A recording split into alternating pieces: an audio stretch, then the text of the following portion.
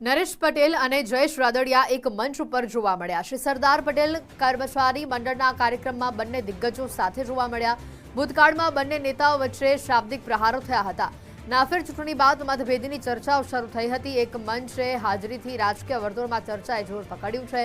બંને આગેવાનોની મુલાકાતને લઈને અનેક તર્ક-વિતર્કો શરૂ થઈ ચૂક્યા છે। રાજકીય સમીકરણોમાં નવા સંકેતોની ચર્ચા શરૂ થઈ છે। વધુ વિગતો સાથે સમજદાર ગૌતમ જોડાયા છે ફોન લાઈન પર। ગૌતમ, જે પ્રકારે નરેશ પટેલ અને જયેશ રાદડિયા એક મંચ ઉપર સાથે જોવા મળ્યા અને જે અટકળો વહેતી થઈ છે, વિગતો શું?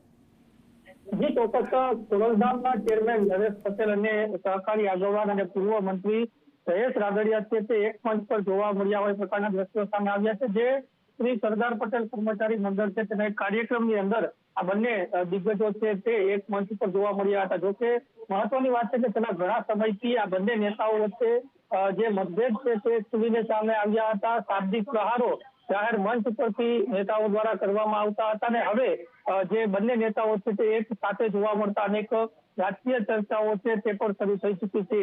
જે ગત વખતે નાફેડની જે ચૂંટણી યોજાઈ હતી ત્યારબાદ આ બંને નેતાઓ વચ્ચે મતભેદમાં વધારો થયો હતો અને શાબ્દિક પ્રહારો પણ એકબીજા સામે કરવામાં આવ્યા હતા। જો કે હવે આ બંને નેતાઓ એક મંચ પર જોવા મળતા અનેક રાજકીય ચર્ચાઓએ જોર પકડ્યું છે। જી બિલકુલ ગૌતમ, આભાર વિગતો બદલ।